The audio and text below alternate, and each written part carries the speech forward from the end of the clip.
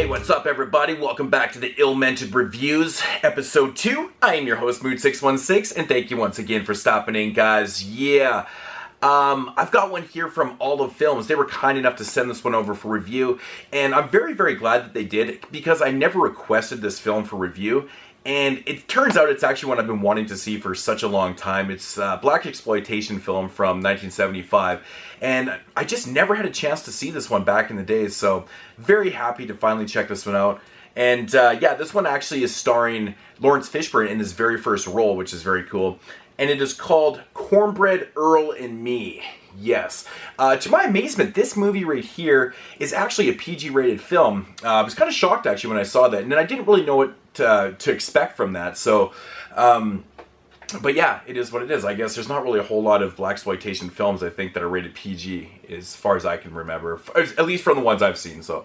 But getting to the synopsis of this one, basically, it's a very simple premise. It's about this guy named Cornbread. He is kind of like the neighborhood hero. He's a very good basketball. He's a very good athlete, basketball player.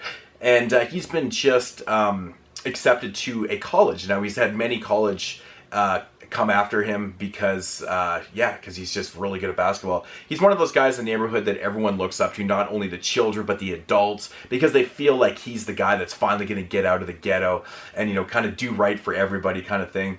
But what happens to Cornbread is very unfortunate, because one day he's sitting at the store, at this local shop with Earl and Wilford, and they're having a couple pops and stuff, and it's raining, and he decides he's got to get home. He's got to get home. But unfortunately for him, there's a couple police officers that are actually pursuing a criminal who just raped and murdered this girl or something like that.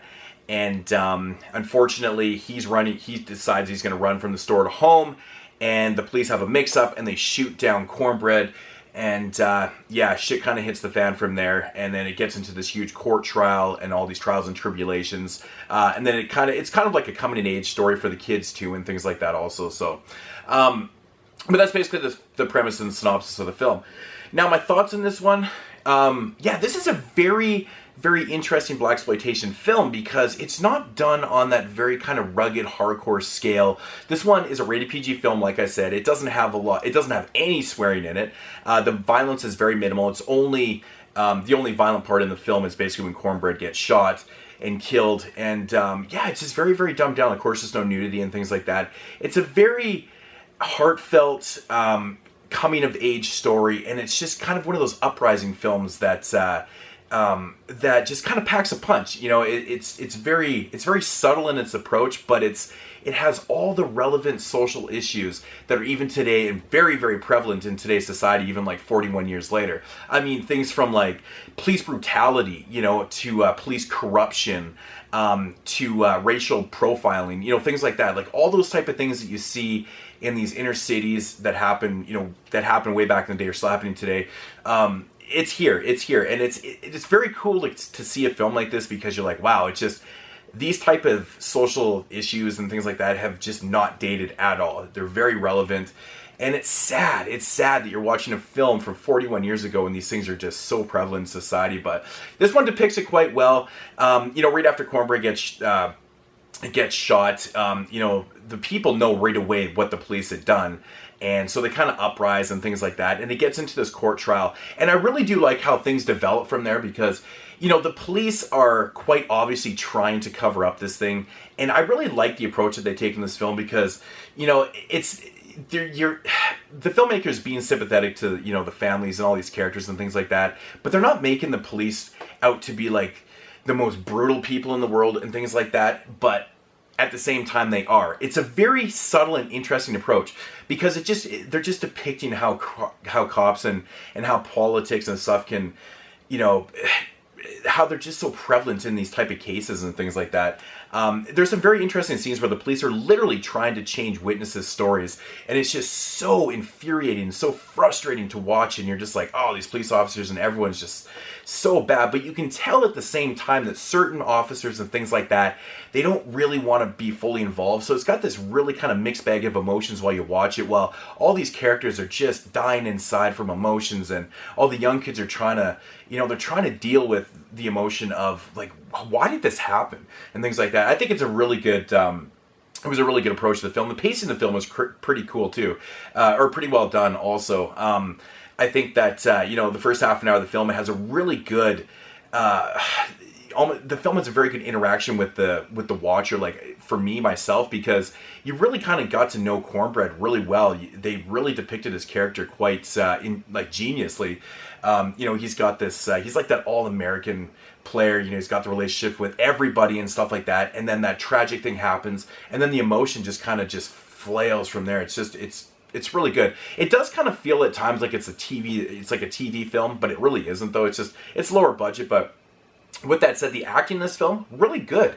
Really good. I think all the performances are really good. You got Antonio Fargas in here, who plays like One Eye. He's kind of plays like this gangster character. He's in like every blaxploitation film in the 70s. Like you'd recognize him in a second if you saw him. Moses Gunn plays he plays the attorney in this film that's defending, you know, or trying to prosecute the police and stuff. I just saw him in The Neverending Story. I was watching that again the other day, but he's like the bookstore owner in that film.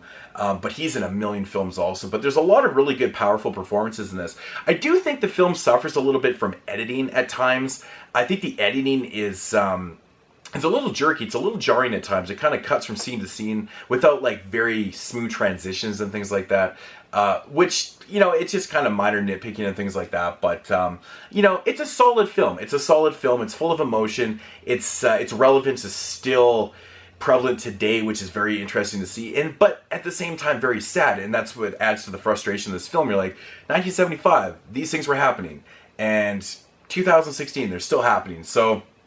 it's very unfortunate, but it's an interesting flick. I do recommend this one. I think that if you're a fan of these type of blaxploitation inner city films, this type of tragic stories, these kind of coming of age stories, I think this one will be for you. It will be for you. If I had to rate this one, I'm going to give it a solid 7.5 out of 10. I think it's a really well-made film.